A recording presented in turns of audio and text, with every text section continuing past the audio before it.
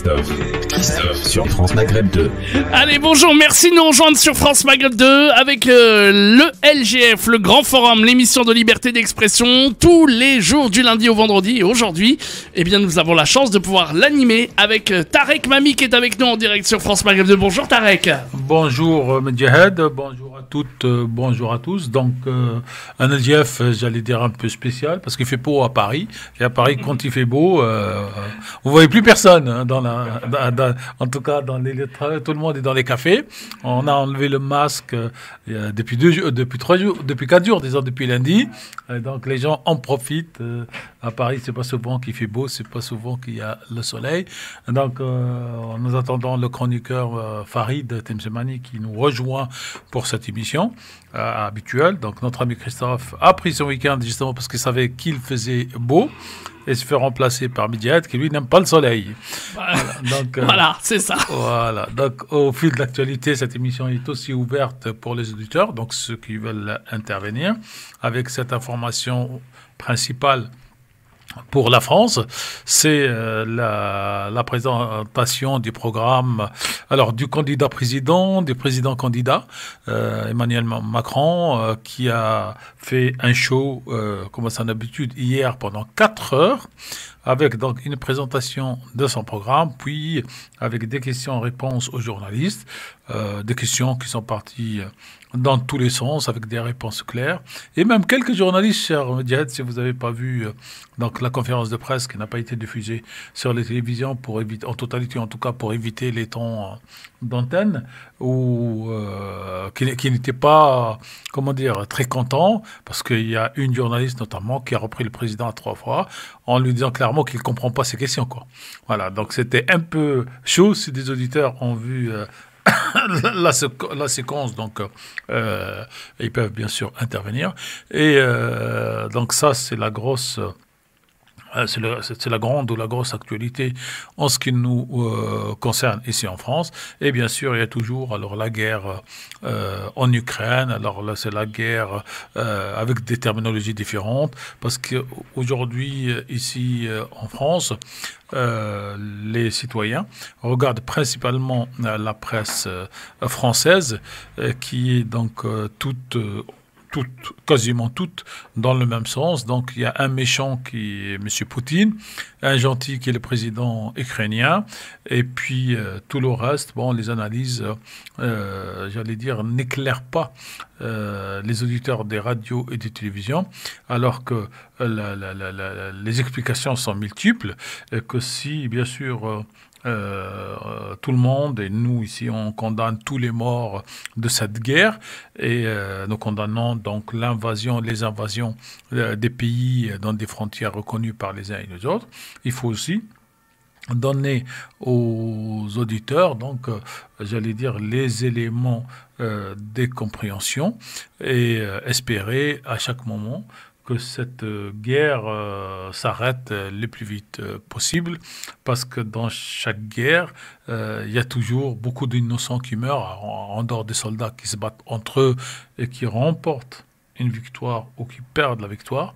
Nous avons surtout les citoyens et les civils qui payent le prix de la guerre. Alors, il y a quelqu'un qui disait depuis au moins 2 siècles que la guerre, Medjahed, est faite par des gens qui ne se connaissent pas, au profit des gens qui se connaissent et qui, eux, ne se battent pas. D'ailleurs, la preuve, vous avez la France. Alors, je ne sais pas si on peut dire que la France ou l'Occident est en guerre contre la Russie, contre le président Poutine. D'ailleurs, notre ministre de l'économie, M. Bruno Le Maire, avait dit ou avait écrit que nous étions en guerre économique.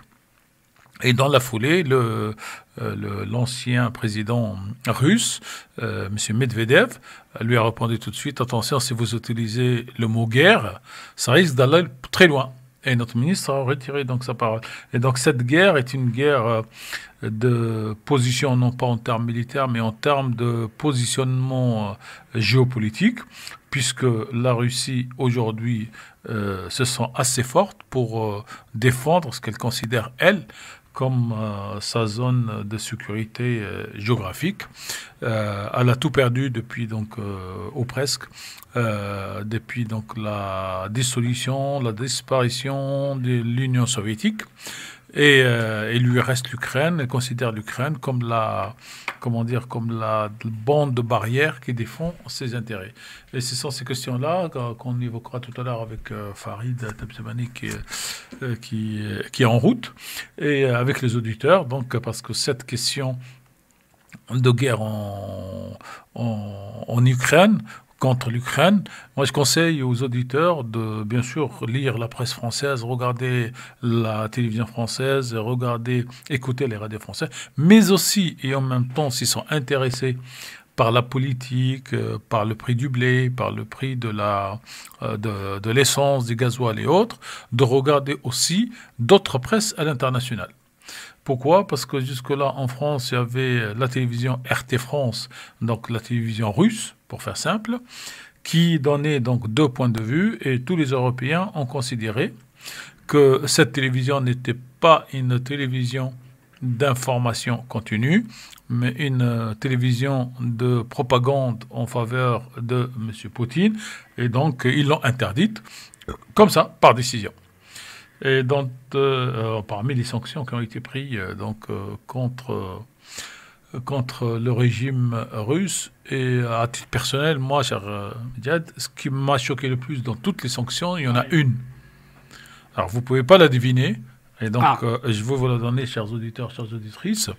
C'est l'interdiction des joueurs handicapés russes aux compétitions internationales, donc ce qu'on appelle le para-olympisme, comme si ces sportifs russes handicapés étaient responsables de la politique de leur pays ou de leur président. Et donc, ces sanctions partent pour le principe de faire du mal, d'obliger le président russe pour arrêter cette guerre. Mais bon, connaissant la psychologie du président russe et surtout ces sportifs para-olympiques, c'est quoi la responsabilité ? Il sera pareil, et je pense qu'Horazik en parlera la semaine prochaine, sur les éliminations donc, de la Coupe du Monde, de toutes les coupes de football mondiales et européennes. Et par exemple, il y a un club anglais qui a été acheté il y a plusieurs années par un citoyen russe, c'est le club de Chelsea. Et le club de Chelsea risque d'être exclu des compétitions. Alors c'est un club anglais, avec des joueurs internationaux, mais dont le président, le patron est russe. Et donc le club risque d'être interdit de participer aux compétitions. Alors, est-ce que le club qui est anglais de nationalité, les joueurs qui sont de toutes les nationalités, sont responsables de ce que fait M. Poutine ? Et c'est un petit peu ça qui est compliqué aujourd'hui en France pour expliquer cette guerre en Ukraine, encore une fois, contre l'Ukraine, pour nos concitoyens qui ont entre les mains des médias qui tirent tous dans le même sens. Ça ne veut pas dire que Poutine n'a pas tort, que Poutine n'a pas envahi donc, ce pays qui est l'Ukraine, mais ça veut dire aussi qu'en politique, et ce qui est extraordinaire, c'est que le président Macron, qui traite donc le président Poutine de tous les noms, lui parle tous les 3 ou 4 jours et pendant 2 heures. Alors moi, dans la petite vie des gens, quand on ne s'entend pas avec quelqu'un, d'abord on ne lui parle pas. Et ensuite, si on lui parle, c'est 5 minutes, quoi, pour lui dire tu continues à faire des mauvaises choses. Tout à fait. Voilà. On va rappeler quand même le numéro de téléphone de la radio, si les auditeurs veulent s'exprimer, veulent nous appeler, partager, évidemment, et participer à cette libre antenne spéciale, le LGF, aujourd'hui, avec Monsieur Tarek Mami. 01 40 33 9000, 01 40 33 90 00. Vous nous appelez, vous nous parlez, évidemment. Que pensez-vous de l'allocution du président? Enfin, pas de l'allocution, de son programme, voilà, qui était à Aubervilliers. Je crois même qu'il a été taclé par Valérie Pécresse, d'ailleurs, qui lui reproche d'avoir piocher dans ces idées. Enfin bref, il y a encore pas mal de choses dont on pourrait parler justement. Est-ce que vous croyez encore à Monsieur Macron justement, et est-ce que vous pensez qu'il sera réélu? Voilà, vous nous parlez, vous nous appelez, vous posez bien sûr toutes vos interrogations ici, et vous venez débattre avec nous au 01 40 33 9000, 01 40 33 9000. En effet, la guerre en Ukraine, vous aussi, donnez vos arguments, vos idées, vous êtes les bienvenus. Et puis il y a Farid, comme vous le disiez, Tarek, qui va arriver dans quelques minutes, donc on l'attend avec grand plaisir. En tout cas, chers auditeurs, c'est la libre antenne, c'est le LGF avec vous, 01 40 33 9000, 01 40 33 90 00. On vous attend avec le plus grand plaisir pour poser toutes vos questions en direct. Eh bien, on va tout de suite rentrer dans le vif du sujet. Oui. Alors, pour rester donc sur ces deux sujets, on pourra prendre les auditeurs dès qu'ils appellent, bien sûr. Oui. Mais pour rester sur ces deux sujets ont fait par ailleurs que nous ne parlons pas en France, dans les médias aujourd'hui, des préoccupations quotidiennes de nos concitoyens. Beaucoup ne savent pas, ceux qui n'ont pas de voiture, comme vous, cher Médiaïd, et qui se déplacent dans le métro, ils ne savent pas combien coûte aujourd'hui le prix de l'essence. Oui, l'essence, oui, c'est vrai que c'est quelque chose quand même. Voilà, donc le prix de l'essence. Beaucoup ne savent pas. Donc aujourd'hui, les gens se plaignent de leur pouvoir d'achat parce que tout augmente, la viande et le reste. Mais bon, on a l'impression qu'on est omnubilé par cette guerre d'Ukraine qui fait que nous mettons entre parenthèses la campagne électorale présidentielle française qui se joue quand même dans 23 jours, comme vous le dit le spot diffusé sur France Maghreb 2 et qui change tous les jours. Exactement, là aussi, donc exactement. Voilà, vous voulez nous en parler? Est-ce que vous pensez aussi que voilà, tout a augmenté? Est-ce que ça vous préoccupe? Venez nous en parler aussi, pas de problème. 01 40 33 9000, 01 40 33 90 00. Cher Tarek, on va marquer une première pause en direct. Oui. Et puis on va revenir d'ici quelques instants avec la suite du LGF sur France Maghreb 2. Ne bougez pas, on revient d'ici quelques instants. Et puis bien sûr, surtout, vous n'hésitez pas, on vous attend 01 40 33 9000, 01 40 33 90 00. C'est la libre antenne du LGF aujourd'hui, à tout de suite. Allez, nous sommes de retour pour l'émission Le LGF, le grand forum sur France Maghreb 2, avec Tarek Mami qui est avec nous. Je vous rappelle que vous pouvez bien continuer à nous appeler du côté du standard 01 40 33 9000, 01 40 33 9000 pour poser et pour bien débattre parmi justement tous les sujets qui vous sont proposés aujourd'hui. Alors, cher Tarek, on va accueillir justement un premier auditeur qui nous appelle. Il s'appelle Jean, il appelle de Nice. Bonjour Jean. Bonjour. Écoutez, je voulais juste poser une question. J'ai pas retenu la personne qui a énoncé, qui a parlé du président Macron qui parlait 2 heures avec Poutine et qui évoquait le fait que parler 2 heures avec quelqu'un qu'on n'aime pas était particulièrement intéressant. Donc je voulais juste lui demander qu'est-ce qu'il avait comme vision du monde et des relations diplomatiques, hormis le fait que l'on ne parle pas 2 heures avec quelqu'un qu'on n'aime pas.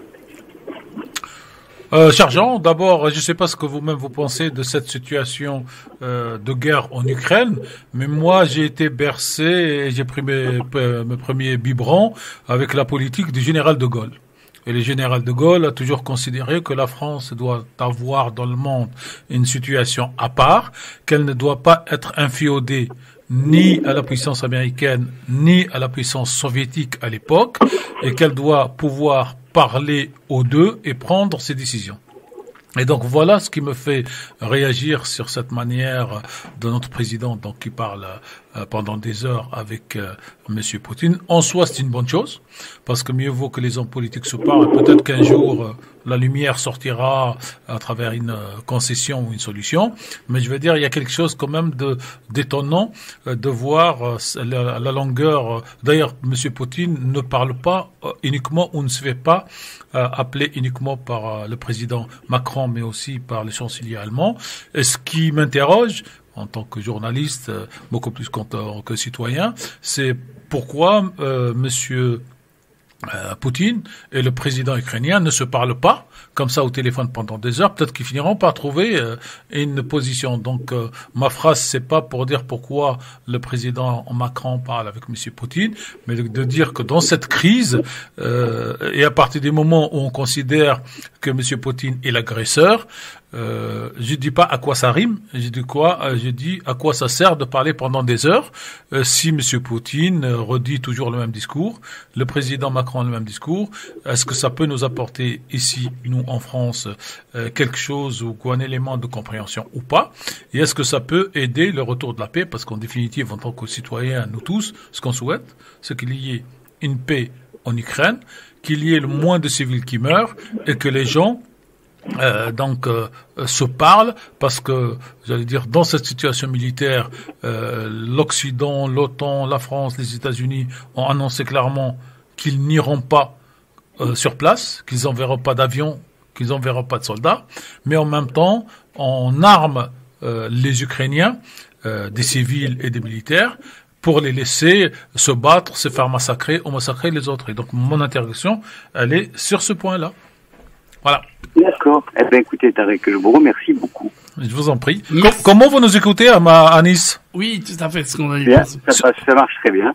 Sur le DAB ou sur l'application téléphone? Ah, sur le DAB. Je sais pas ce que c'est le DAB, mais en tout cas, super. Donc, et le DAB marche bien, je sais, à Nice, parce que j'y étais. En tout cas, merci de nous écouter. Vous êtes toujours le bienvenu, parce que cette émission, en général, il y a les chroniqueurs, mais aujourd'hui, vous, les Niçois, vous avez le beau temps toute l'année. Donc, vous avez l'habitude du soleil. Wow. Nous, à Paris, dès qu'il fait beau, tout le monde part. Merci à Jean. Merci à cet auditeur, Jean. Vous pouvez continuer à nous appeler, évidemment. 01 40 33 9000. 01 40 33 9000.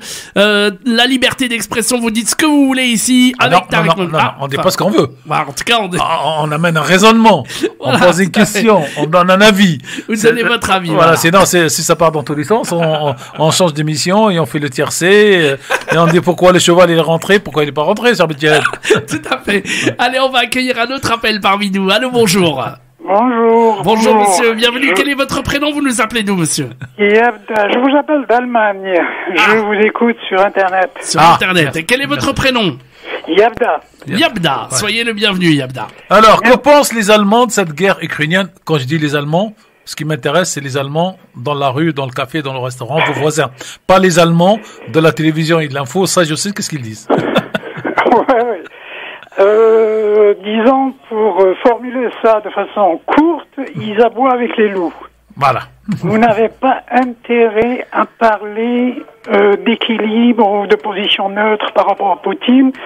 Il vous dévore. Sur le champ, vous êtes expulsé du bistrot, du café, du restaurant, où que vous soyez. Voilà. Là, au moins, c'est clair et c'est résumé en 30 secondes, comme dit la pub. Hein. J'imagine que en France, c'est pas tellement différent. Hein. Oui, en France. D'après ce que j'entends d'après les radios, tout le monde qui va dans le même sens, comme vous l'avez dit très très bien d'ailleurs. Je voulais juste ajouter que, attention, mais moi je vois ça depuis qu'un certain Goebbels a fait brûler des livres. Oui. Dans les années 30, je n'ai jamais vu ça, des gens qui téléphonent pour dire qu'ils ont des ennuis, qu'on leur a cassé des vitrines parce qu'ils avaient des livres russes. Oui. Un séminaire sur Dostoïevski qui a été reporté, carrément annulé. Oui. Tchaïkovski qui est expulsé de... Attendez, je crois que l'opéra à New York, c'est effarant. Vous avez parlé des handicapés. Alors là, c'est vraiment le comble. Ajoutez-y les sportifs. C'est fantastique, c'est phénoménal, c'est indicible. Moi, je trouve pas de mots. Et dire que ces gens-là parlent de démocratie, ils ont la bouche pleine de liberté, égalité, fraternité, entente entre les peuples, démocratie paisible, et je sais pas quoi. C'est effarant, mais d'un autre côté, je suis très content parce que les masques tombent. À Paris, on les a tombés officiellement le lundi. Et en plus, lundi, on a fait tomber les masques en France, puisque depuis lundi, c'est plus obligatoire dans la rue. Voilà, ça. Ça, disons que c'est le pôle inverse, mais ça me fait plaisir parce qu'ici, on porte toujours les muselières. Ah oui, dans la rue? Dans la rue ou quoi? Oui, on les porte tout le temps, partout, au restaurant, etc. Et si en France, on les garde pour le transport public? C'est toujours valable. Non, c'est toujours valable. Ça, c'est le dernier. Ça peut se comprendre quand les gens sont comme des sardines, l'un contre l'autre. À la limite, ça peut se comprendre. Mais alors, ce qui est paradoxal pour l'Allemagne, les gouvernements ici en Europe, surtout, ils ont fait un usage assez fantastique de ce Covid, pour vraiment pousser les gens dans leur dernier retranchement et, disons, raboter un peu les aspects démocratiques, etc. Ils font passer la pilule avec un langage sécuritaire. Braves gens, écoutez-nous, faites attention, ici, etc. Moi, je trouve que c'est assez pathétique et navrant. Mais enfin, j'espérais que cette guerre, qui est malheureuse comme toutes les guerres, avec toutes les victimes, comme vous l'avez mentionné, pourrait réveiller les gens et se dire, attendez, ces régimes qui nous racontent toujours la même histoire, peut-être qu'on devrait se poser des questions sur la légitimité, sur la validité des arguments qu'ils avancent, mais apparemment, tout le monde va dans le même sens, et dire que c'est des gens qui sont informés, qui ont des radios à gogo, qui ont des médias fantastiques, et il s'avère qu'il y a un bourrage de crâne, un lavage de crâne qui ahurissant.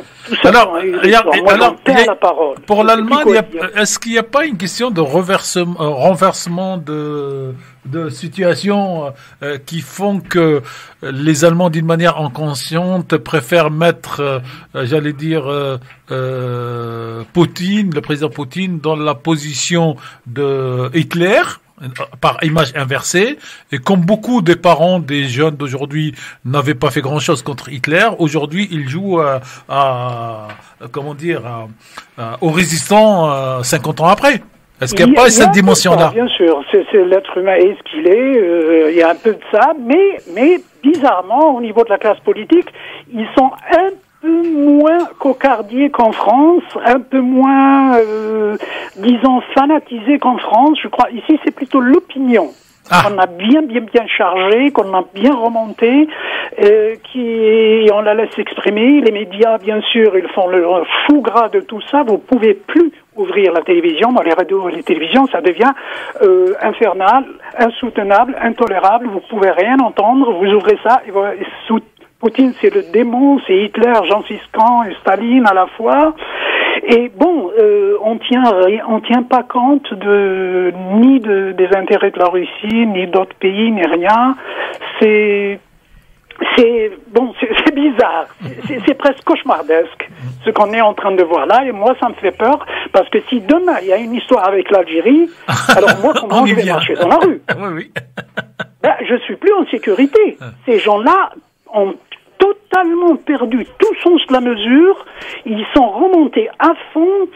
Ils ne connaissent qu'une direction. Ils ont des œillères. Ils ne sont même pas accessibles au simple argument qu'il faudrait peut-être réfléchir un petit peu. Qu'il y a peut-être quand il y a un conflit, il y a deux parties, donc il faut peser les pour et les contre, voir un petit peu d'où, je sais pas moi, tout ce que ferait un adulte, disons, qui a un minimum de bon sens. Et j'ai peur que vous ayez raison, que ça risque de déraper. Moi, ça me fait peur, parce que ça peut aller, parce que finalement, les Américains, cette histoire, c'est les Américains qui font ça, parce qu'ils ont un océan à gauche, un autre à droite. Ils voudraient bien avoir une troisième guerre mondiale, de façon à déclencher un nouveau plan Marshall et à rebooster leur économie, parce que ce qui les angoisse, c'est la Chine. Parce que ce qu'ils veulent, c'est que Poutine tombe, qu'il mette un régime amical de manière à ce qu'il puisse prendre la Chine en tenaille. En haut par la Sibérie, à l'ouest et au sud, il y a naturellement le Japon, la Corée du Sud, l'Australie, la Nouvelle-Zélande, et il essaie de neutraliser la Chine, parce que c'est ça leur angoisse. La Russie n'est qu'un petit hors-d'œuvre. Est-ce qu'il y a des radios libres en Allemagne, comme nous avons nous en France et comme vous êtes sur France Maghreb 2? Alors là, si vous en entendez parler passez-moi l'adresse, s'il vous plaît. Non, mais est-ce que structurellement, juridiquement, toutes les radios sont des radios de l'État, Non, pas du tout. Il y a des radios d'État autant qu'en France, mais il y a énormément de radios privées, voilà. chaînes de télévision privées. Il y a tout. Moi, j'ai tout le bouquet, par exemple, que vous avez en France. D'accord. Il y a seulement, il y a le seul avantage peut-être qu'en Allemagne, il y a l'équivalent, si vous voulez, de Marie Le Pen, le parti de Marie Le Pen. Ça s'appelle la AfD, ici en Allemagne. Oui. Et eux, ils se laissent pas. C'est bizarre. Être satisfait des gens que moi, en tant qu'étranger, normalement, c'est mes adversaires, je me retrouve à me sentir près d'eux. C'est les seuls qui refusent de hurler avec les loups. C'est les seuls qui sont contre l'OTAN, ce sont les seuls qui disent, attendez, voilà, il y a un cordon sanitaire qui a été fait autour de la Russie, de Finlande jusqu'en Géorgie, alors qu'on lui a promis à Gorbatchev que l'OTAN ne ferait aucune expansion vers l'Est. Et ça, je l'ai entendu moi-même, c'est le vice-chancelier de l'époque, Genscher, qui l'a dit dans un discours solennel à Berlin en présence de M. Schulz, un ministre américain à l'époque. Qui ne s'étendrait pas un centimètre vers l'Est. Et puis tout à coup, voilà que les poumons et le cœur de la Russie, c'est-à-dire Pétersbourg et Moscou, se retrouvent à portée du moindre petit missile à partir des pays lituaniens, à partir de la Pologne, à partir de... D'ailleurs, c'est le journal espagnol Der Spiegel qui a sorti donc un article explicatif, mais avec une réponse que c'était des engagements oraux et pas de texte écrit. En tout cas, merci Yabda, vous êtes toujours chez vous ici sur France Maghreb 2, même si vous nous appelez d'Allemagne. Une petite page de publicité et nous saluons notre camarade, ami, bon chacun y mettra le pas. C'est moi qui vous remercie. Merci beaucoup. Journée. Bonne journée. Donc Farid Atamsemani qui vient de nous rejoindre et qui n'aura pas le droit de parler avant la publicité. Exactement. On va revenir aussi vos appels en direct à la radio pour intervenir ici sur l'antenne.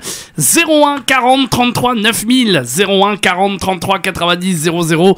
Le numéro de téléphone, vous êtes tous les bienvenus. Et ça se passe ici en direct sur France Maghreb 2. Ne bougez pas, on marque une petite pause et on revient très vite. Vos appels 01 40 33 9000. À tout de suite. Allez, de retour sur France Maghreb 2 dans l'émission le LGF, le Grand Forum sur France Maghreb 2. Je vous rappelle que vous pouvez nous contacter si vous souhaitez intervenir. 01 40 33 9000 01 40 33 9000. Nous sommes de retour avec Tarek Mami pour la suite de ce Grand Forum. Merci Medjad, et notre ami Farid est arrivé et moi je me trouve dans une situation que j'aime pas à la radio parce que je suis à la fois celui qui pose les questions et celui qui doit donner un avis comme tous les vendredis, mais bon on fait avec.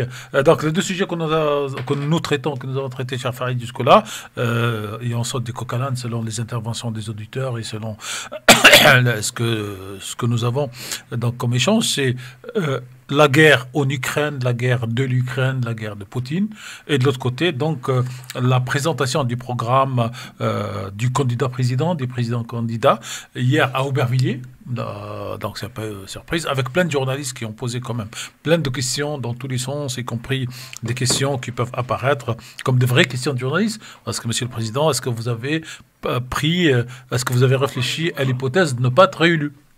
Le parti de Pécresse dit vous avez pompé la totalité de son programme.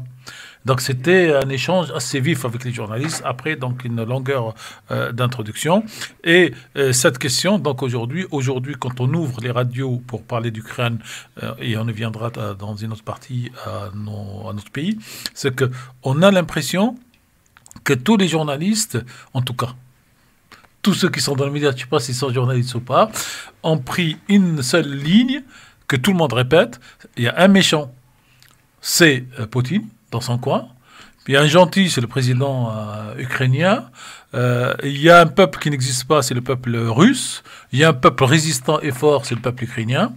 Et pour montrer pour qu'on vous explique bien les choses, on met plein de sanctions à la Russie, à Poutine, donc à la Russie, donc au peuple russe, et par exemple, on interdit aux Jeux paralympiques, c'est-à-dire les joueurs handicapés, l'équipe de Russie, quelque chose que, à titre personnel, je ne comprends pas. Quelle est la responsabilité du joueur sportif en général et de l'handicapé russe qui se trouve aujourd'hui interdit de Jeux parce que son président a fait quelque chose. Et donc, on s'est dit, comment on peut regarder le traitement de cette guerre dans les différentes presses des différents pays du monde, parce que quand on vit dans un pays, on regarde ce que son pays fait, écrit ou dit, mais on n'a pas toujours la finesse d'aller voir ce qu'on écrit en Afrique du Sud, ce qu'on écrit en Iran, ce qu'on écrit en Norvège, ce qu'on écrit ailleurs. Donc comment vous voyez un petit peu ça, sur ce traitement, en nous lisant, nous essayons tous de lire, et est-ce que ce ton guerrier, c'est la règle aujourd'hui, en tout cas en Occident? La difficulté, selon moi, c'est que en fait, les éléments factuels remportent trop la mise sur la volonté de nuancer ou d'essayer juste de comprendre.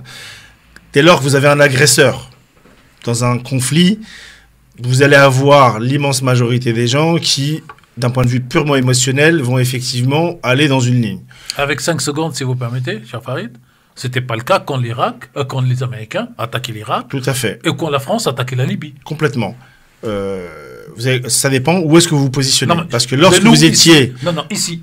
On parle de la France. Oui. Mais alors, soit on parle de la France, soit effectivement on parle d'un point de vue général. D'un point de vue général, lorsque les Occidentaux ont attaqué par exemple la Libye, vous n'avez pas la même lecture partout, que ce soit en France. Même en France, elle était largement différente. Je me rappelle très bien, tout le monde n'était pas forcément d'accord, que lorsque vous êtes sur le continent africain, et particulièrement, notamment, quand vous êtes frontalier de la Libye, ne serait-ce que par exemple l'Algérie.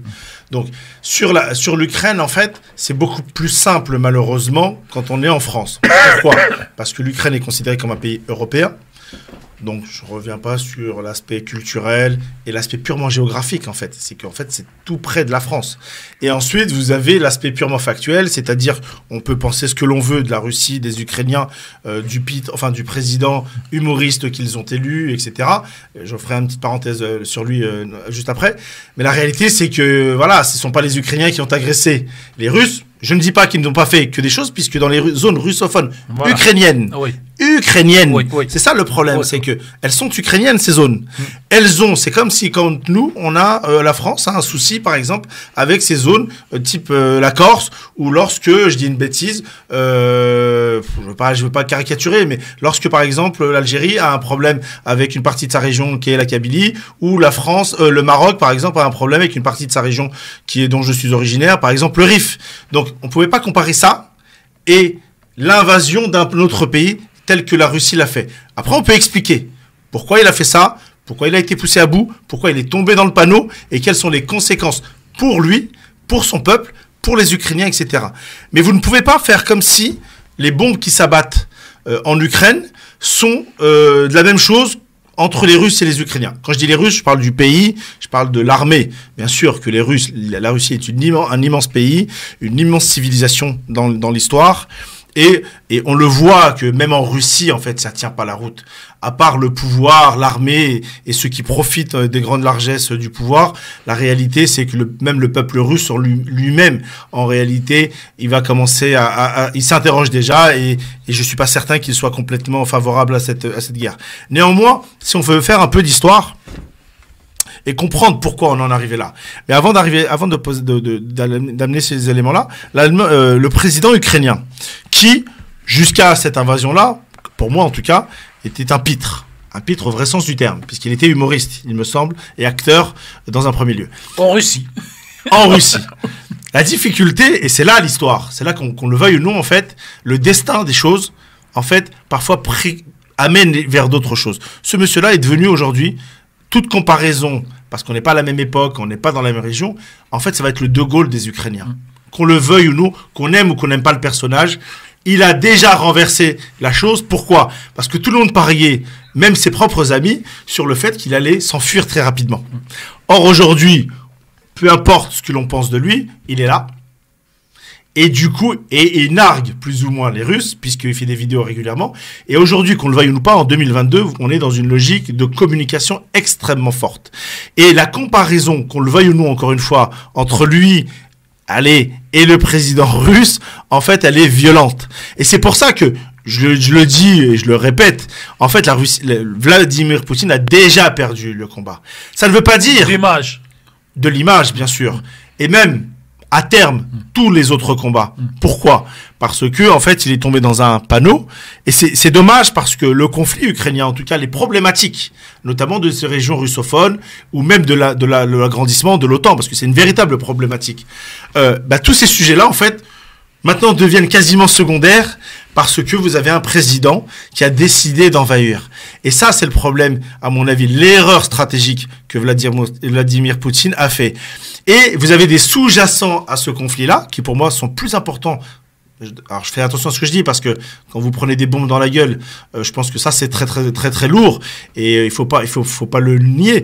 Mais pour moi, en vérité, l'Ukraine n'est que l'apanage de quoi? Du conflit, ou en tout cas de l'échange qu'il va y avoir tôt ou tard avec les deux plus grandes puissances mondiales, en tout cas la première puissance mondiale aujourd'hui, qui sont les États-Unis d'Amérique, et celles qui veulent devenir la première, c'est-à-dire la Chine. La Russie, pour ceux qui connaissent un peu la Russie... Alors, on en parlera dans un instant, parce que je vous fais signe, mais il y a la pub qui arrive là. D'accord, merci. Ne bougez pas, on va revenir d'ici quelques instants. Et puis, bien sûr, on aura Samir aussi qui veut s'exprimer au standard. 01 40 33 9000, si vous aussi voulez, bien sûr, passer à l'antenne. Samir de Évry arrive dans un instant. Et puis vous, de l'autre côté de la radio, on revient dans un instant. Le LGF arrive tout de suite. Le Grand Forum, la suite sur France Maghreb 2, le numéro de téléphone pour intervenir sur l'antenne, 01 40 33 9000, 01 40 33 90 00. Nous sommes de retour avec le Grand Forum et Tarek Mami aux commandes avec Farid aujourd'hui comme chroniqueur. Bon, on va prendre Samir s'il est encore là. Malheureusement, non. Il est parti. Voilà, donc, il nous rappelle, en tout cas, il n'y a pas de souci. Puis vous aussi, 01 40 33 9000. Voilà. Farid, donc on était sur cette partie explicative de la situation d'aujourd'hui. Parce qu'on a l'impression, quand on regarde les médias qu'on appelle mainstream, il y a un méchant qui était dans sa cage. Et puis un matin, il s'est levé et puis il a dit « Je sors de la cage. Je vais manger ou je vais voir ce qu'il y a en face ». Bon, alors que c'est beaucoup plus nuancé, la réalité. Beaucoup plus compliqué. Après, voilà, on va pas dire que Poutine est un gentil. La vérité, c'est ça, c'est qu'il suffit de comprendre un peu ce que c'est la Russie. Les médias, on parlait de médias mainstream. Mais aujourd'hui, les médias peuvent même pas s'exprimer en Russie. Et ici aussi, hein. Mais non, la preuve, je suis à l'antenne. Non, mais parce que voilà. Vous êtes sur France Maghreb. Vous êtes sur France Maghreb, j'arrive à parler. En Russie, c'est pas possible. Ouais. Donc, on peut pas comparer non plus. J'ai pas dit que c'était un gentil. J'ai pas dit que c'était un méchant complètement. Ce qu'il faut savoir, c'est que ce qui est en train d'arriver à l'Ukraine, en fait, est tellement prévisible. Et ça arrivera dans d'autres pays. Pourquoi? Parce que la Russie, comme d'ailleurs les Chinois, comme d'autres grands pays, en fait, ce sont des grandes civilisations. Et effectivement, il y a un élément, c'est qu'à la chute du mur, sous la chute du mur de Berlin, et notamment sur l'explosion de l'ex-URSS, en vérité, il y a eu un sentiment, ce qu'on appelle le sentiment d'humiliation. Tout à fait. Alors, je vous coupe 5 secondes avant de prendre l'auditeur. C'est un discours qu'a tenu Madame Hélène Dinkos, qui est spécialiste, que tout le monde ridiculise. Je lui dis c'est un discours qui passe pas. C'est pas qu'il est ridiculisé, c'est que... Non, mais qui ridiculise Madame Hélène Dinkos parce qu'elle explique que ce sentiment de la population russe ou de Russes d'humiliation est très important et qu'il faut le prendre en charge dans les discussions. Sauf que, pourquoi en fait ce sentiment qui est important et qui, à mon avis, un des éléments du pouvoir et pas de la population. Parce que ce sentiment, il aurait pu être partagé encore longtemps et il aurait pu être un élément fondamental même dans l'opinion russe. Et le problème, c'est qu'il n'existe plus beaucoup dans la Russie. Pourquoi? Pour plusieurs raisons. La Russie est un pays immense. C'est que pour ceux qui ont eu la chance de voyager en Russie, que vous soyez à Saint-Pétersbourg et vous soyez à l'autre bout, quasiment au niveau du Japon, en vérité, c'est quasiment pas le même pays. C'est trop important. Et enfin, la deuxième chose, pourquoi en fait donc ce sentiment d'humiliation ne peut pas avoir lieu? Et la deuxième chose, c'est que entre temps, en fait, il s'est passé quelque chose depuis l'ex-URSS en Russie. C'est que vous avez eu le développement d'une partie de riches, d'oligarques, pour pas les nommer, en vérité, qui ont tellement profité du pays que la population russe elle-même, en fait, qui elle ne profite que très peu de toutes ces richesses-là. Parce que je rappelle, contrairement aux fantasmes des uns et des autres, la Russie est un pays extrêmement riche financièrement, mais très pauvre économiquement. En termes de production quasiment pas de production. Et c'est d'ailleurs une des raisons qui font que de l'envahissement de l'Ukraine, c'est que je vais peut-être me répéter, mais l'outil industriel ukrainien en Russie est composé de 30% de l'outil ukrainien. Parce que l'ex-URSS avait beaucoup centralisé. Parce que j'invite les gens à regarder sur une carte où se trouve l'Ukraine. L'Ukraine est un carrefour.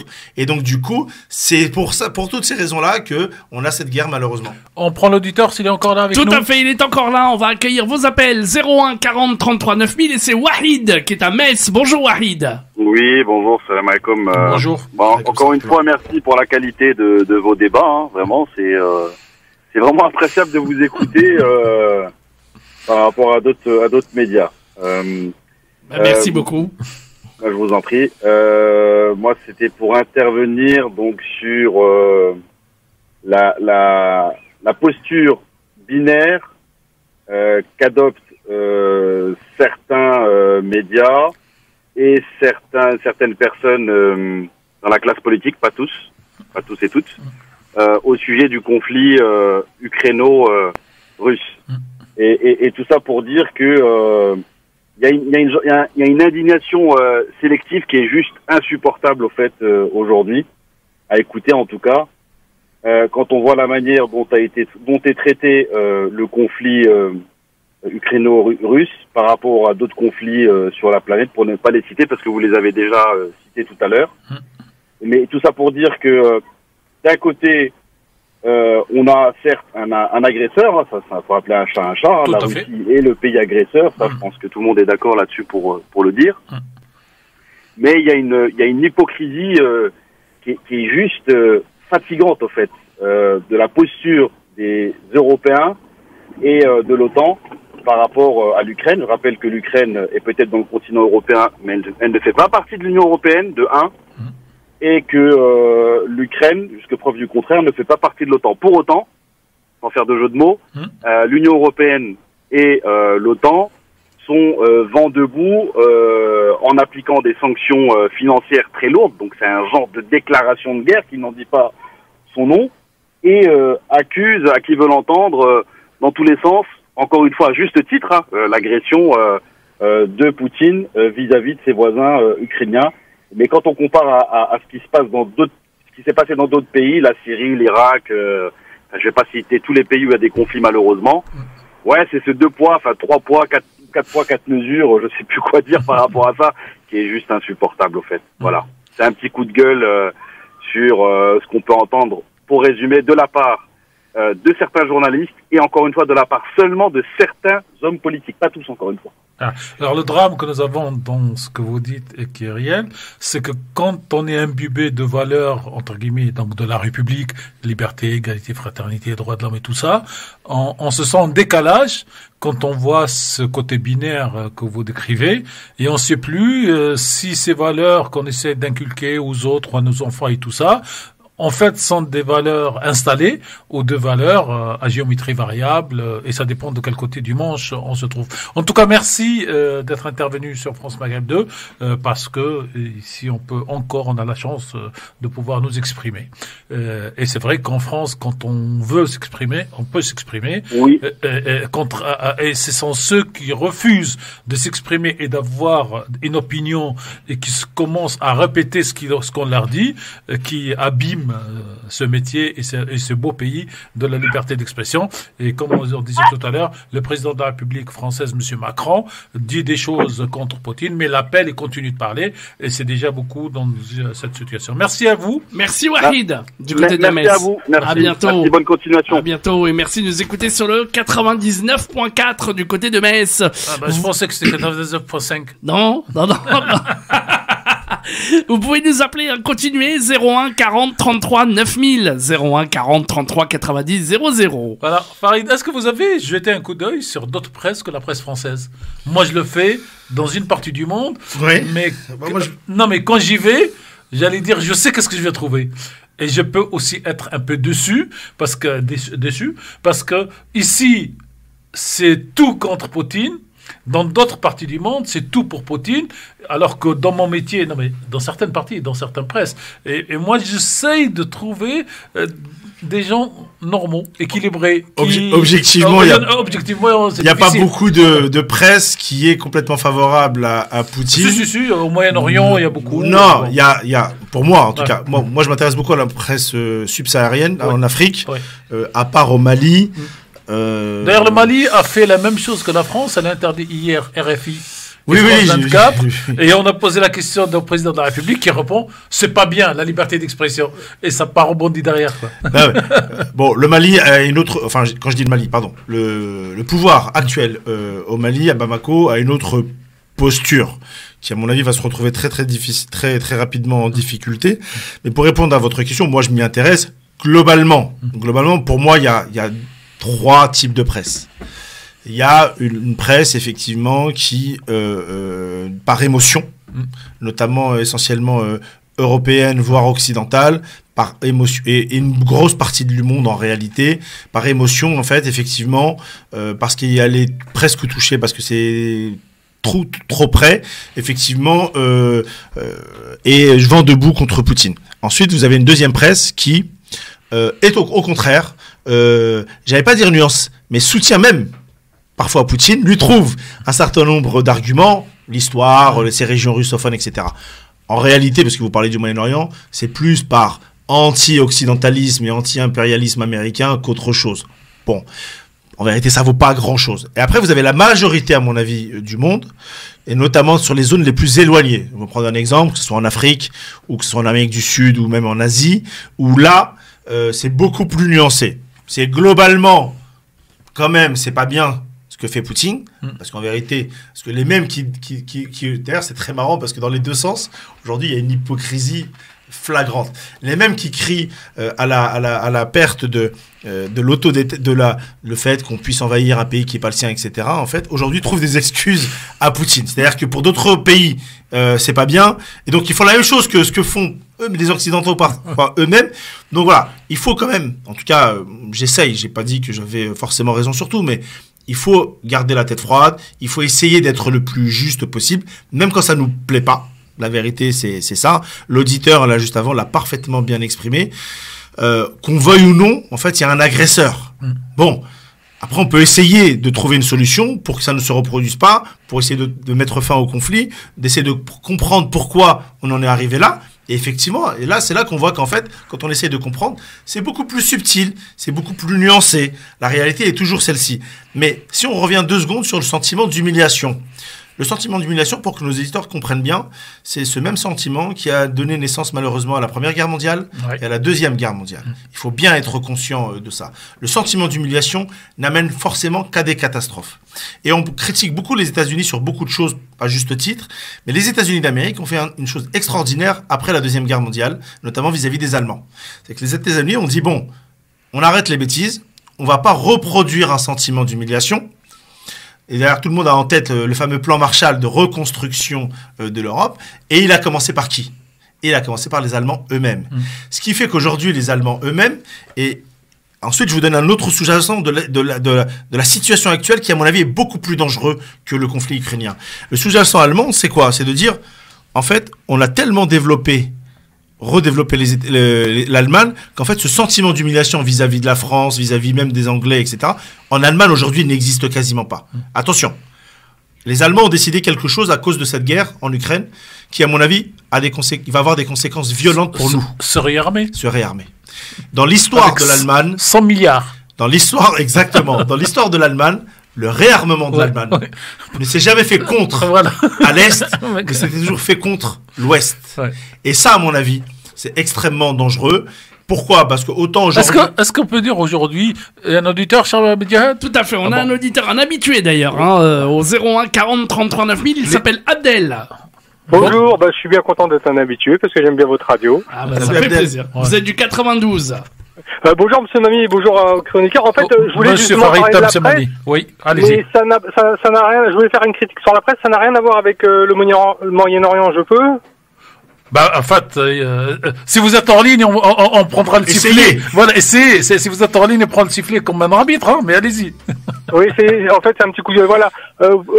S'agissant les émeutes en Corse, il y a eu des émeutes en Corse souvent par des jeunes. Ils ont brûlé, ils ont cassé, ils ont blessé des policiers. Et pas un moment, puisqu'on parle de la presse, c'est pour moi une presse voyou, pas un moment on a entendu, et je vous assure, on n'a pas entendu un seul moment voyou, racaille, casseurs, rien du tout. On a vu des gens mécontents. On a entendu des gens mécontents, contrairement aux jeunes de cité pour détendre.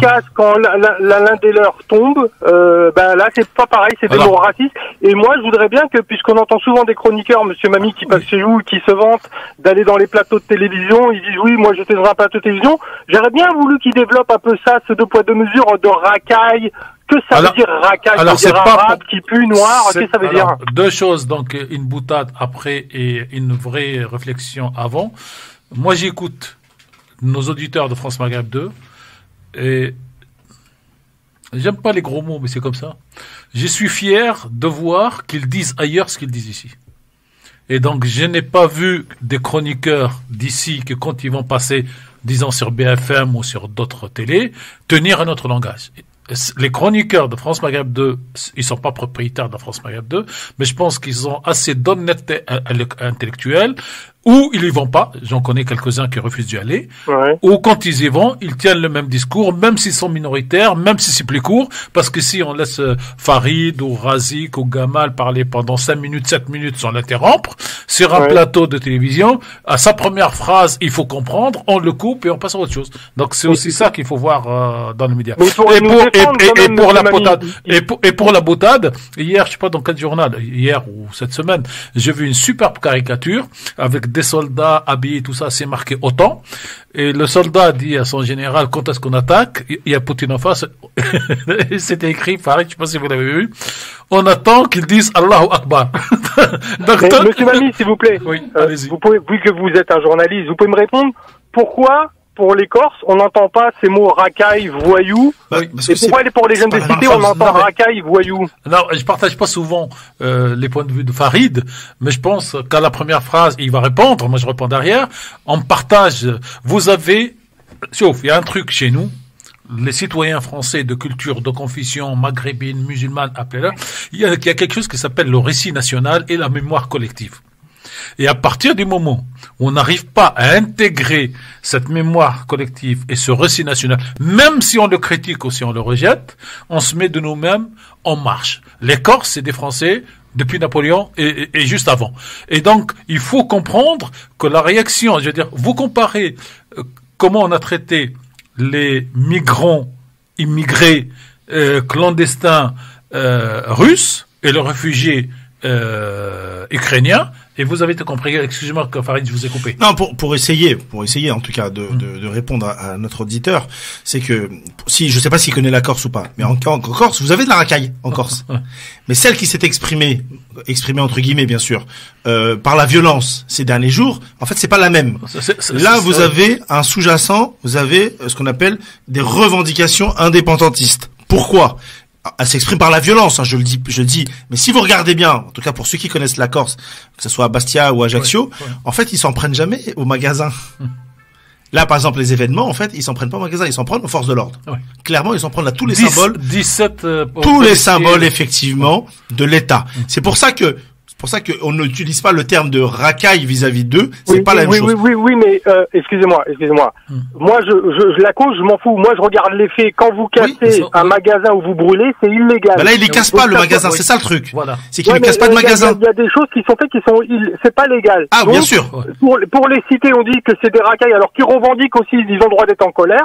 Et c'est pas légal. C'est pas légal. Les Corses ont fait la même. Même les Gilets jaunes. Les Gilets jaunes ont cassé, ont brûlé pour 1 milliard. On n'a jamais dit que c'était des racailles. Pourtant, ils ont fait la même chose que les gens de cité. Moi, je vois l'acte par lui-même. C'est illégal, des deux côtés. Pourquoi les autres, ce sont des racailles et des voyous? Et pourquoi que quand ce sont des Gilets jaunes, ce sont des Français en colère?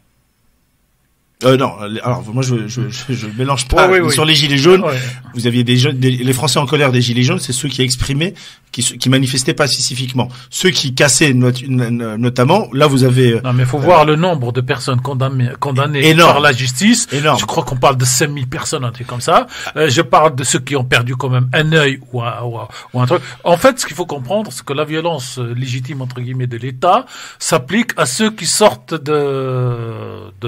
du couloir.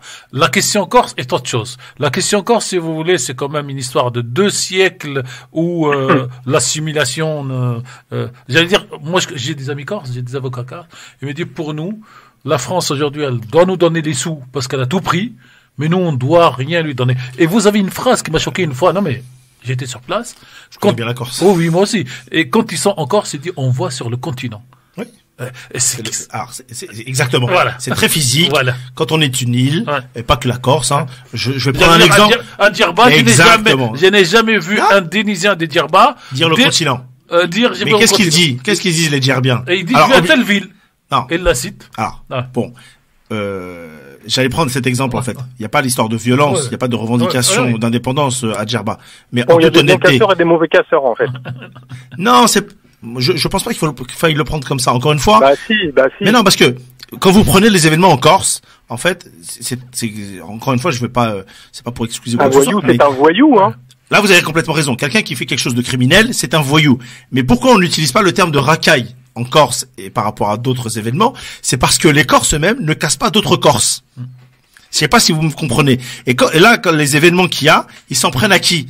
Ils s'en prennent à tout ce qui est de autorité et tout ce qui est pouvoir public. Et c'est pour ça qu'il faut faire très attention. Les jeunes des cités aussi, ils s'en prennent aux autorités quand ils agressent un commissariat de police. Oui, parce qu'ils sont pas contents que quand ils brûlent des voitures du voisin ou les bus, c'est pas pareil. Moi, j'ai fait quelques enquêtes. Vous savez, c'est pas pareil pour vous. Non, mais cher auditeur, je vais vous dire un truc. C'est Wahid, je crois. Abdel. Non, excusez-moi. Moi, j'ai fait ma première enquête quand j'ai débarqué en France. Comme jeune journaliste, j'étais venu faire des études, bien sûr. Et en parallèle, j'ai toujours fait du journalisme. Et j'ai fait ma première enquête au Menguette. Alors, c'était 1977 ou 78. Il y avait les phénomènes de brûler les voitures. C'était ce qu'on appelait la première génération. Et quand j'étais au Menguette était... je ne veux pas utiliser de mots qui donneraient du grain à moudre à d'autres, mais on ne peut pas y aller. Aujourd'hui, vous et moi, on prend la voiture, on va à Marseille, et on essaye tous les deux de rentrer dans certains immeubles des quartiers nord, nous ne pourrons pas rentrer. Et c'est ça, si vous voulez, qu'on voit cette image de ce qu'ils disent, ce qu'ils appellent la racaille, tout ça, parce que ça a dérivé. Alors que, par exemple, le Breton, ça va faire 20 ans de mémoire, Farid, qu'il n'y a plus rien eu de Bretagne, mais avant, les Bretons se battaient de la même manière que les Corses, et eux, ils ont obtenu 2 ou 3 choses qu'ils ont demandé, un petit peu de décentralisation comme tout le monde, mais surtout la langue bretonne dans les écoles d'Iwan et des trucs comme ça. Et la différence entre la Bretagne et la Corse, c'est que la Corse est une île. Voilà. Donc il y a un esprit insulaire qui est particulier, et pour revenir à Djerba, je connais un tout petit peu, peut-être beaucoup moins que cher Tariq Mami, mais la réalité, c'est que même s'il n'y a pas de volonté indépendantiste, même s'il n'y a pas de casse à Djerba, il y a une mentalité différente à Djerba. Alors, à Djerba, il y a 2 choses, et on vous libérera. La première, c'est que quand tu as eu le soulèvement de la Tunisie en 2011, la population de Djerba, c'est une île. Donc, on peut y rentrer soit par une petite route, soit par les bateaux. Eh ben, la population s'est installée à l'entrée de la ville, par la route qui vient de Zarzis, donc du sud. Et quand une voiture arrive, on leur demande qu'est-ce que vous venez faire. Et chaque fois qu'ils sentaient que les gens viennent pour faire la révolution, ils disent vous dégagez, la révolution on l'a fait tout seul. Et pareil côté truc. Et donc les îles ont toujours une mentalité un peu particulière. Et l'autre exemple français, autoprotectrice. Bien sûr. Et puis quand elle sort pour l'agresser. Et la deuxième chose, je termine là pour Djerba, ça fait 3 ans maintenant que les Djerbiens sont en train de se battre pour avoir une préfecture, une wilaya. Et ils sont sur le point de l'obtenir en expliquant que c'est eux qui donnent la richesse à tout. Donc l'esprit insulaire est toujours. Et les Antilles français, c'est la même chose que quasiment les Corses. Quand ça pète aux Antilles, c'est la même chose. Et pourtant, en dehors des événements purement politiques, il y a de la racaille en Corse. Moi qui connais particulièrement bien la Corse, vous avez de la racaille en Corse. Je veux dire des gens de Corse, vous avez de la délinquance en Corse, vous avez de la racaille en Corse, ça c'est une évidence. Maintenant, c'est vrai qu'il y a un sentiment, qu'il y a quelque chose qui est un peu plus fort qu'ailleurs, parce que comme c'est une île, elle a gardé une certaine identité. En tout cas, ils se battent pour garder leur propre identité, qui est très compliquée dans une logique républicaine très forte. Faut quand même le dire. Et puis, pourquoi c'est pas exactement la même chose? C'est que pourquoi le reste de la France respecte un peu plus les Corses? C'est pas parce que ça s'appelle l'île de beauté et que c'est magnifique. C'est pas pour ça. C'est parce que les Corses ont payé très cher, notamment sous la résistance et pour la libération de la France. Bien sûr, avec d'autres, mais ils ont beaucoup payé. Et d'ailleurs, je sais pas si vous regardez un peu, c'est ce qui a permis à beaucoup de familles corses d'avoir été remerciées remerciés par le pouvoir global français à travers un certain nombre de postes, notamment des préfets, notamment des commissaires, notamment plein de choses. Pourquoi? Parce que les Corses, en fait, c'était un pays d'immigrés. Ce sont des gens très très pauvres. Et en fait, les Corses sont partis. Et aujourd'hui, ils se battent sur pourquoi? Ils se battent pour que la Corse ne devienne pas la Côte d'Azur ou d'autres régions de France, tout simplement. Alors, ils le font avec leurs moyens. On peut dire ce que l'on veut des Corses, c'est qu'ils ont réussi pour l'instant à maintenir ce cap-là. Il y a quand même des effets un peu négatifs en Corse, faut quand même le dire, parce que moi je sais pas si on a des auditeurs en Corse, mais parfois c'est très difficile de vivre en Corse pour certaines populations. Moi qui suis toujours très bien accueilli sur place, j'ai vu de mes propres yeux des choses effectivement qui sont pas toujours terribles, mais le conflit qu'ils ont avec l'État, moi si je voulais rebondir là-dessus, ce que je trouve scandaleux, c'est que en fait parce que un criminel, un assassin, a été agressé lui-même, finalement, en fait, l'État français a tellement peur de la réaction des Corses, se précipite pour dire tout et n'importe quoi, jusqu'à leur dire, on va jusqu'à l'autonomie, dans la précipitation. Moi, je trouve ça un peu gros. Les Corses ont toujours réussi à jouer de ça, faut quand même le dire. Pourquoi? Parce que peut-être que nos éditeurs oublient, mais bon, jusqu'à il y a pas très longtemps, une partie des Corses en fait produisait ce qu'on appelle des attentats, étaient des terroristes. Et c'était des maquis. Exactement. Voilà. Merci beaucoup, cher Abdel. Merci à vous. Comparaison n'est jamais raison, mais comparaison est toujours utile pour échanger. Merci à vous. À bientôt, Abdel. Merci beaucoup. On va revenir d'ici quelques instants, marquer une petite pause et continuer évidemment le débat dans ce LGF, le grand forum, avec Monsieur Tarek Mami et Farid aujourd'hui. Vous pouvez nous appeler, continuer 01 40 33 9000 01 40 33 90 00. Venez vous exprimer, venez parler à l'antenne, vous êtes les bienvenus. 01 40 33 9000. Merci de nous rejoindre sur France Maghreb 2, sur le retour du LGF, le grand forum, évidemment, en direct sur France Maghreb 2. Vous pouvez continuer à nous appeler, évidemment, 01 40 33 9000, 01 40 33 9000, c'est le numéro de téléphone pour arriver ici, pour continuer le débat. Il y a bien sûr avec nous Farid, qui est toujours là. Toujours présent. Toujours Farid et Tarek Mami qui devrait pas arriver, qui devrait arriver là. Normalement, il va arriver. N'est-ce pas, Farid? Je crois qu'il est en pleine négociation. Très bien, alors on va accueillir des auditeurs et des auditrices au 01 40 33 9000. Il arrive. Et mon cher Farid et cher Tarek, on va accueillir Mohamed. Non, c'est ça? Oui, il nous appelle de Lyon. J'ai oublié son prénom. Oui, c'est ça, c'est Mohamed. Bonjour, Mohamed. Bon, Mohamed n'a pas pu patienter, c'est pas grave. Le TGV de Lyon voilà, est trop rapide pour nous. Hein. Exactement, il nous rappellera quand il veut, il n'y a pas de souci. 01 40 33 9000, vous êtes les bienvenus. Alors, cher Farid, on peut parler de chez nous? De France? Bien sûr. De cette élection qui arrive. Nous sommes à 23 jours. Hallucinant. Voilà. Je sais pas si vous avez entendu le spot qui tourne, civique qui tourne sur France Maghreb 2. Sur le compte à rebours. Sur le compte à rebours. Voilà. Et on a fait, donc, je suis heureux d'avoir fait ça. On a mis un spot quotidien qui tous les jours rappelle le nombre de jours qui restent. Parce que je trouve aussi que dans cette campagne, l'incitation, je sais pas, et la question a été posée hier au candidat président, et il a dit, c'est à vous les journalistes de faire le boulot. Bon, nous on l'a fait en tout cas, France Maghreb 2. Oui, allô Mohamed? Non, alors c'est Mounir qui est de Antony qui est avec nous. Bonjour Mounir. Oui, bonjour Tarek Mami, bonjour tout le monde, à vos invités. Salut Mounir. Bonjour. Voilà, moi je voulais vraiment pousser un coup de gueule quand j'entends un petit peu parler effectivement de la guerre actuelle entre la Russie et puis l'Ukraine. Je suis vraiment effondré quand je vois que toute l'Europe, presque bien, je dis bien presque, toute la planète est avec l'Ukraine contre Poutine. Bon, je suis pas en train de défendre ce que fait Poutine, qu'on soit bien d'accord. Mais voilà, mais que les choses soient claires. En tout cas, toute l'Europe et toute la planète presque est contre Poutine avec les sanctions, etc., etc. Est-ce que Tarek Mami, est-ce que vous vous souvenez du conflit qui a eu lieu en Tchétchénie, où il y a eu, alors j'ai pas les chiffres, mais il y a eu des milliers, voire des centaines de milliers de morts en Tchétchénie quand génocide. Oui, voilà. Quand Poutine on peut utiliser le terme. Il y a eu un génocide en Tchétchénie. D'accord. Oui. Est-ce qu'il y a eu la même chose? Est-ce que tout le monde s'est soulevé? Est-ce qu'il y a eu des sanctions? Est-ce qu'il y a eu tout ça? J'ai de mémoire, il n'y a pas eu grand-chose. D'accord? Tout à fait. Donc voilà. Donc il faut pas oublier aussi ce qu'a fait Poutine au peuple tchétchène. D'accord? Voilà. Vous voyez. Donc c'est pour ça que je vous dis, je ne suis pas forcément là pour défendre ce qu'a fait Poutine, mais je dis voilà ce qui est la réalité des choses.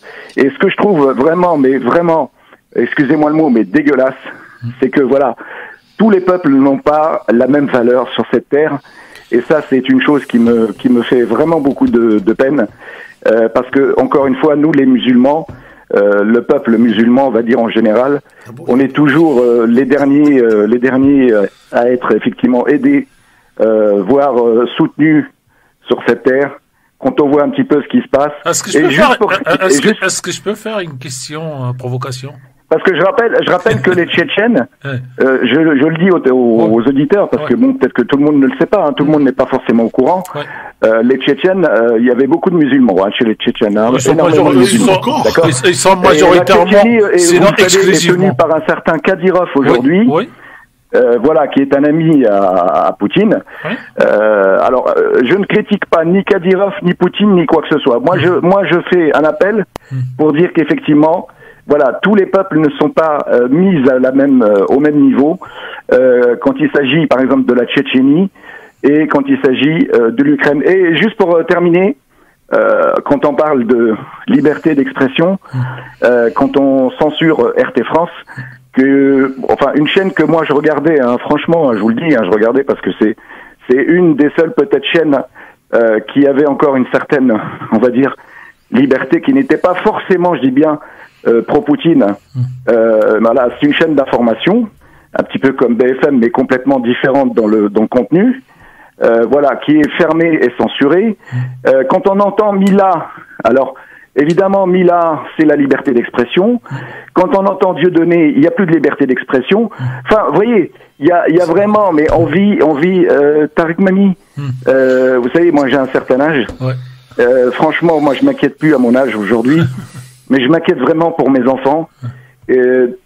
Voilà, par rapport au monde dans lequel ils vont vivre. Voilà. Merci. Voilà, je trouve ça vraiment, voilà, c'est ce que je voulais dire en tout cas aujourd'hui. Ah ben vous l'avez dit, comme on dit souvent. Là, en fait, comme je disais au précédent auditeur, comparaison n'est pas toujours raison. Parce que si nous, on demande à mettre de la nuance dans le traitement de la presse par rapport à l'Ukraine, il faut que nous-mêmes, on mette toujours de la nuance dans ce que nous disons, avec ces histoires de récit national et de mémoire collective.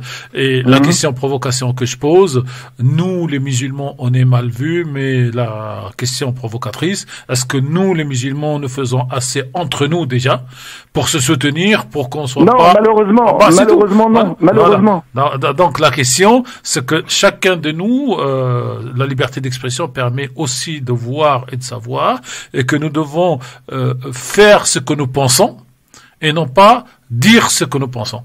Et notre problème, c'est que nous parlons beaucoup, nous pensons beaucoup, et nous faisons pratiquement rien. Merci à vous, chers auditeurs. Merci, messieurs. Et puis, il y a une prochaine intervention avec... merci à vous, merci, à bientôt. Merci. À bientôt. Voilà. On continue, vous pouvez continuer à nous appeler 01 40 33 9000, pardonnez-moi. Voilà. Et il nous reste une petite demi-heure pour parler de la France quand même, parce que j'allais dire à J-23, beaucoup de gens ne savent pas que c'est dans 15 jours, que c'est dans 20 jours qu'on va faire le premier tour, que j'allais dire notre avenir à tous dans ce pays, au moins pour les 5 ans qui viennent, je veux dire économiquement, administrativement, un truc. Oui, alors si c'est pas... on prend l'Ukraine, ça crachote dans mon casque. Oui, c'est pas grave, désolé. Voilà. Donc, si c'est pour l'Ukraine, ça va être vite. Si c'est pour la France, on va prendre un peu de temps. Alors, Mohamed, qui nous appelle de Lyon. Bonjour, Mohamed. Ah oui, c'est Mohamed tout à l'heure. Bonjour. On vous écoute. Bonjour. J'ai une question à poser à Tariq, mais vite fait, juste un petit retour par rapport à Mounir et Abdel. Franchement, j'adhère totalement à ce qu'ils ont dit. Et juste une petite remarque à Farid. Farid, je comprends pas que tu puisses vouloir nuancer un peu par rapport aux termes utilisés par nos médias. terme racaille, terme voyou, etc. Enfin bref, ils ont été cités, donc je ne vais pas les répéter, qui sont beaucoup plus utilisés pour les habitants des quartiers populaires, on va les appeler ainsi, par rapport à la Corse, par rapport au peuple corse. Voilà, je comprends pas comment tu peux hésiter à reconnaître ce qui se passe, c'est-à-dire ce qui est factuel. Alors qu'est-ce qui est factuel selon vous? Clairement utilisé pour. Qu'est-ce qui est factuel selon vous? J'aime pas les demi-mots. Je veux dire, tout le monde le voit, tout le monde le constate. Non mais qu'est-ce que vous constatez? Uniquement, il y a par rapport. Qu'est-ce que vous constatez? Ce qui a été cité, c'est-à-dire que le terme racaille, voyous, les casseurs, les terroristes, même Yvan, si terroriste, c'est autre chose, mais utiliser, c'est pas pareil, terroriste. Si tu me permets. Si, tu vas voir, tu vas comprendre pourquoi. Ah, d'accord. Yvan Colonna qui a été condamné pour un crime. Un assassin. Qui a utilisé certaines bombes agricoles. Pas une seule fois, depuis ce qui s'est passé là en prison, il a été qualifié comme terroriste. Pas une seule fois. Souvent, il est qualifié comme un militant, un combattant, etc. etc. Pas une seule fois. Ça, c'était le premier truc. Excusez-moi, Mohamed, avant que lui-même soit agressé, c'est un assassin. Il a toujours été traité d'assassin. C'est après, peut-être, je sais pas, mais jusqu'à sa condamnation. Chez moi, en tout cas, c'est un assassin, point. Non, mais même pour le droit français et pour tous les journalistes, c'était, d'ailleurs, son nom, c'est Yvan Colonna, l'assassin du préfet Erignac. Mais on l'a jamais cité. Si, à la télé, bien sûr. Une seule fois. Ouais. Il a été qualifié comme un militant, etc. Allez, regardez, moi je regarde la presse tous les jours. Non, mais vraiment, c'est pour ça que j'ai posé la question, cher Mohamed. Est-ce que vous parlez de sa post-agression lui-même ou d'avant? Avant, moi je vous confirme qu'il a toujours été traité d'assassin du préfet Erignac. Je parle de l'ensemble. Oui, ok, allez-y. Et je reviens donc au terme racaille, etc., qui sont souvent utilisés, on va pas se mentir. Oui. Les amis, on va arrêter de faire un petit peu d'hésiter, prendre de qualifier ce qui se passe. Il y a clairement une hypocrisie par rapport à tout ça. Ce genre de termes, ils sont clairement utilisés contre les franco-maghrébins. Pourquoi se cacher? Pourquoi essayer d'éviter, nuancer? Non! Les casseurs, pourquoi on nuance comme des gens nerveux, comme des gens qui veulent l'indépendance, etc. Mohamed, je pose la question à Farid. Farid, pourquoi, en général, on va traiter les habitants, les jeunes, surtout des quartiers de voyous, de racailles, de je sais pas quoi, et pas quand les mêmes événements, en tout cas, à la vue de la télé, des événements similaires apparaissent à la télé, c'est-à-dire contester l'autorité, la police, tout ça. Pourquoi est-ce que ça serait deux poids, deux mesures si on parle de racaille pour les jeunes franco-maghrébins, citoyens, évidemment, et pas pour les Corses? Question. Mais j'ai dit quoi tout à l'heure? J'ai dit qu'en Corse, il y avait de la racaille. Tu as nuancé, Farid. Est-ce que j'ai dit qu'en Corse, il n'y avait pas de racaille ou pas? Tu as dit que c'était pas des racailles, c'était plutôt des gens, qui cassaient pas forcément les magasins. Alors là, je suis désolé de vous reprendre, cher auditeur. Il faut être honnête et juste. C'était pas la même chose. Il faut être honnête et juste. J'ai dit précisément qu'en Corse, en dehors des événements de ces derniers jours, c'est-à-dire suite à l'agression d'Yvan Colonna, l'assassin, il y a toujours eu en Corse, et ailleurs même en Corse, et bien avant les franco-maghrébins, et bien avant les quartiers populaires, de la racaille. Et je peux vous dire qu'en Corse, il existe de la racaille. Mais on le sait, nous on le sait, mais toi, est-ce que tu le sais, toi? Je connais relativement bien la Corse pour te dire qu'il y a de la racaille en Corse. Si tu me permets d'expliquer, si vous me permettez d'expliquer, ce qui se passe en ce moment, c'est-à-dire la réaction contre l'État français et contre l'autorité, ou en tout cas le pouvoir au sens large. On ne peut pas utiliser le terme de racaille contre ces gens-là pour une raison très simple, c'est que ce sont des mouvements politiques. C'est pas ils s'en prennent pas à des voitures d'autres Corses. D'accord, des gamins de 16-17 ans qui cassent, comme on l'a vu. Mais ils cassent quoi, justement? Tu penses que ces gens-là, ont une option politique, ils ont une pensée politique? Mais bien sûr, en Corse. Mais vous plaisantez, j'espère. Mais tu plaisantes. Mais en Corse, bien sûr qu'ils ont une logique politique. Même quand on a 15 ans en Corse, il faut aller en Corse. Il faut comprendre. En Corse, quand vous sortez de l'enfance. D'influence comme ça, qui viennent tous en groupe pour casser. Mais bien sûr. Là, c'était juste un prétexte, évidemment. Mais parce que vous connaissez pas la Corse dans ces cas-là. Pour revendiquer leur indépendance, très bien, ils auraient pu le faire autrement. Mais de là, nous expliquer qu'ils ne sont pas logés à la même enseigne, qui ne sont pas des racailles comme les habitants des quartiers de France, D'accord. Non, pour moi, la racaille, c'est pas les quartiers. Déjà, premièrement, je trouve que c'est stigmatisant de dire que les racailles, c'est les quartiers de France. Tu m'as compris, ne joue pas avec ces mots, pareil. Tu m'as compris. Tu sais s'il n'y a pas de débat dans ces cas-là, c'est pas la peine. Non, c'est pas ça. C'est que je comprends pas comment tu cherches à nuancer. Non, mais c'est pas, je peux pas être plus clair que ce que je viens d'expliquer. Il y a deux choses. Il y a l'utilisation des mots par la presse et par les médias. Il y a l'utilisation des mots ici, à France Marie Hebdo, dans la bouche de Farid. Farid vous dit, il y a de la racaille en Corse, sauf que le mouvement actuel qui est fait, et ce n'est pas le fait de la racaille. C'est un mouvement de contestation politique.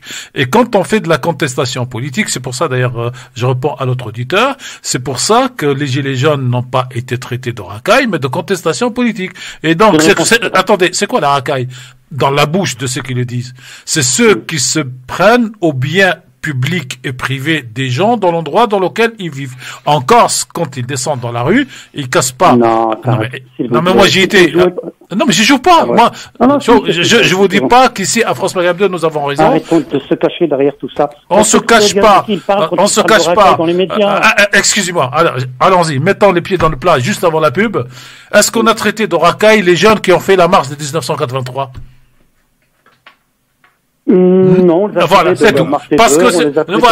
Parce que c'était une action politique. Donc on ne confond pas la racaille dans la bouche de ceux qui la disent des casseurs, pour faire simple. Par contre, en France, on parlait de casseurs. Il y avait même une loi anti-casseurs de 1976, je crois, d'un ministre de l'Intérieur, et que ça s'appelait la loi anti-casseurs. Et dedans, il y avait aucun arabe, aucun musulman, aucun noir. Oui, un truc comme ça. Et les casseurs, c'était ces jeunes qui descendaient pendant les manifs pour casser. Merci à vous, cher Mohamed. Merci, en tout cas, vous êtes toujours le bienvenu ici. Page de pub et on revient là. Merci. À bientôt. On revient dans un instant. La pub et c'est de retour sur France Maghreb 2. Vos appels 01 40 33 9000. À tout de suite.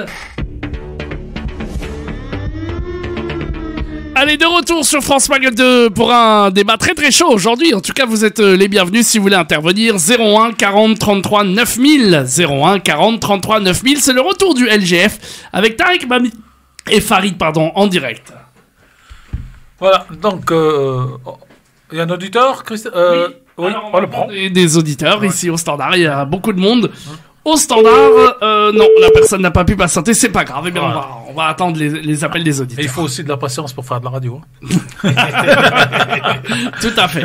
Donc, cher Farid, il nous reste une petite vingtaine de minutes pour parler de cette élection. Elle arrive. On a l'impression que, en tout cas moi de plus en plus là, et depuis hier, j'ai vu le programme, en travaillant donc la conférence de presse du candidat président, et j'ai l'impression que c'est un grand événement qui est devenu un non-événement, que le mot technique c'est qu'on va enjamber cette élection-là. Peut-être qu'il y aura des débats pour la législative derrière, mais on a l'impression que on est sur un nuage, que le nuage est tellement haut qu'on ne sait pas si en bas il y a du soleil ou il y a du nuage, et on y va gaiement, mais on ne sait pas où on va. Ouais, c'est bizarre comme sensation. Moi, je trouve ça très dangereux, parce qu'en fait, dans l'histoire politique du pays, l'élection présidentielle, puisqu'on a un système très présidentiel en France, il faut quand même le dire, est quand même le moment où les gens aiment beaucoup débattre, ou aiment d'accord, pas d'accord, mais en tout cas, on pose sur la table les choses. Là, clairement, on a la volonté qu'en fait, on va essayer de passer outre. Alors, c'est vrai qu'il y a la crise sanitaire et que là, il y a la crise ukrainienne, mais quand même, moi, je trouve ça un peu hallucinant parce qu'il nous reste très peu de jours avant le premier tour. Je pense qu'on va avoir un taux d'abstention important. Ah bah ça se confirme. Alors que l'élection présidentielle, si je dis pas de bêtises, traditionnellement est comme l'élection où les gens votent. Plus de 75%. Voilà, là je sais pas combien on sera, mais ça va être... Moi je pense qu'on sera à 55-60 quoi. Ouais, 55 ça sera grave, mais effectivement ça sera en tout cas beaucoup moins que d'habitude. C'est assez hallucinant et puis on voit bien qu'en fait même des choses très lourdes, par exemple en ce moment il y a une crise sociale à mon avis énorme, et bien on voit bien qu'en fait ça ne prend pas. Oui. On voit bien qu'en fait même les candidats, allez on va parler des candidats qui ont traditionnellement ces sujets-là tout le temps, tels que la gauche ou l'extrême gauche, même chez eux en fait finalement on a l'impression que ça prend pas. Oui. Il faut juste que ça passe. qu'il faut qu'on passe cette élection. Bah, moi, je trouve ça dangereux pour la démocratie, dangereux pour le climat qu'il va avoir, parce que je rappelle que entre 2017 et aujourd'hui, on a parlé tout à l'heure encore du mouvement des Gilets jaunes. Le mouvement des Gilets jaunes, il est pas né il y a 6 mois, il est né maintenant il y a quelques années, que c'est quand même derrière on parlait de ressentiment justement, quelque chose de très profond dans la société française, qui à mon avis n'a pas été complètement réglé, bien au contraire. Et là, on a l'impression qu'en fait, et donc alors que c'était le moment de peut-être aborder tous ces sujets-là, qui pour moi sont des sujets de fond, on fait comme si ça n'existait plus. On fait comme si, en fait, de toute manière, c'est pas très grave et on va passer à côté. Moi, je rappelle juste que les Gilets jaunes, c'est parti parce que le prix de l'essence est monté à 1,86 de mémoire à l'époque, qu'on trouvait super cher et impossible à tenir. Là, nous sommes à plus de 2 € facile tout le temps et on a l'impression qu'on a changé d'époque. Et moi, c'est cette... Il y a un auditeur, Medjahad ? Oui, tout à fait. On va prendre Jamila qui est avec nous du côté du Standard. Bonjour Jamila. Je reprendrai après Jamila. Bonjour Jamila. Ça va, vous allez bien? Oui, bonjour très Jamila. Bien, merci beaucoup. Alhamdoulilah.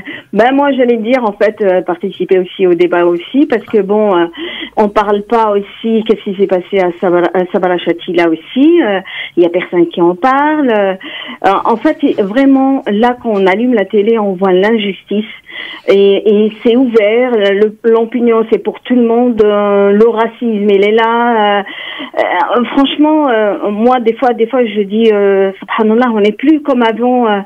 La France n'était pas comme ça, c'était dans les années 70, c'était ça, mais en fait c'était maintenant on le voit vraiment en flagrant délit. Tout le monde parle comme même les mots qui blessent et tout.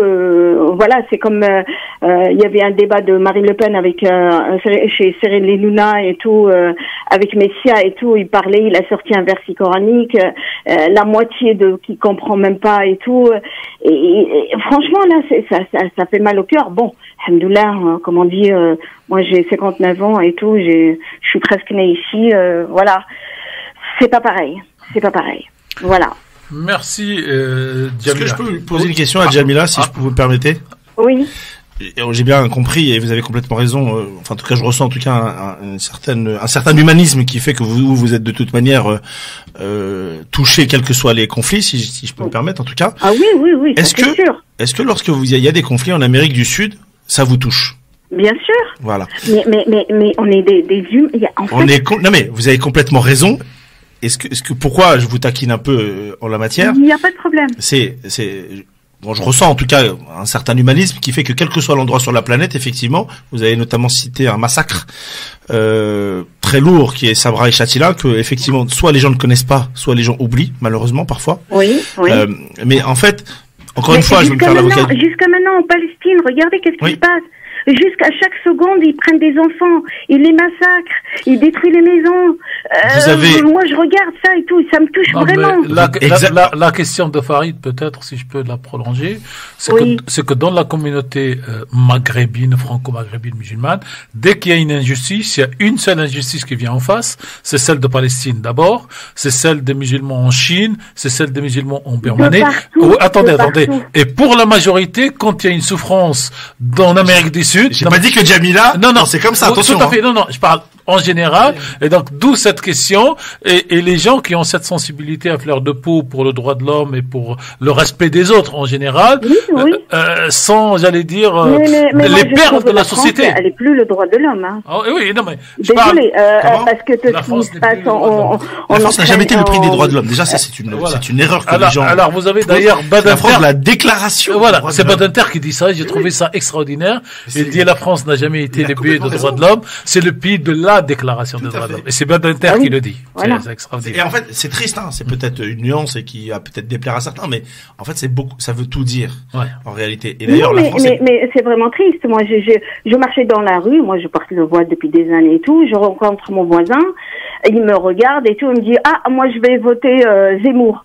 Ben, moi, j'ai dit, écoutez, votez ce que vous voulez. Moi, je vote Mélenchon.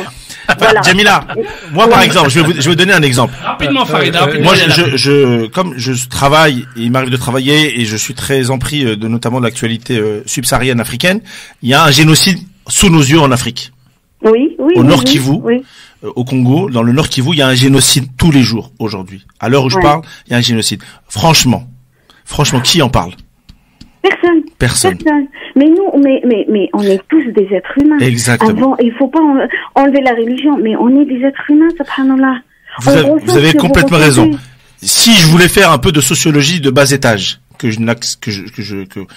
pas pour expliquer, mais pour essayer d'analyser un petit peu, c'est que vous allez forcément, là, le génocide au Nord Kivu va très peu intéresser les gens. Vous, peut-être, parce que vous avez probablement, en tout cas on le ressent, un once d'humanisme extraordinaire. Mais je suis persuadé que si je dis le Nord Kivu à une partie de nos auditeurs, sans leur manquer de respect, en fait, ça va pas intéresser Moi, les gens. j'écoute Maghreb 2, ça fait des années. Ça fait presque 6 ans. J'écoute toujours dans les débats et tout. Voilà, moi, ça m'intéresse. Ça m'intéresse beaucoup et tout. Et je participe aussi des fois avec Christophe. Il y a des débats que je parle et tout aussi. Et moi, ça m'intéresse, voilà. Mais des fois, moi, j'aime bien regarder, parce qu'il faut regarder qu'est-ce qu'ils disent les politiciens. Il faut pas éteindre la télé et dire non, j'écoute pas. Non, pour voir leurs idées. Pour voir. Regardez maintenant Marine Le Pen, elle fait un selfie avec une fille de 15 ans, soi-disant 15 ans. Elle porte le voile. Et Messi le dit, mais vous faites un selfie avec une femme voilée.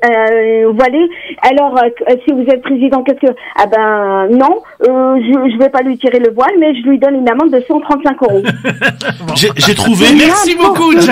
On va marquer une. Merci beaucoup de votre intervention, madame. De rien, merci beaucoup à vous. À bientôt. Merci beaucoup. À bientôt. Au revoir. Bon, désolé, ça passe très vite, messieurs. On va marquer la dernière page de pub et on revient. Et tous ceux qui peuvent s'exprimer, on se parlera aussi sur le dernier sujet. 01 40 33 9000. 01 40 33 90 00. À tout de suite. Allez, merci de nous rejoindre sur France Maghreb 2, de retour dans le grand forum avec Tarek Mami et Farid qui sont en direct avec nous sur France Maghreb 2. Dernier auditeur, avant qu'on clôture avec Farid Temsemani l'émission de ce jour. Oui, bonjour. Alors, oui, bonjour. Votre prénom, s'il vous plaît, vous appelez d'où?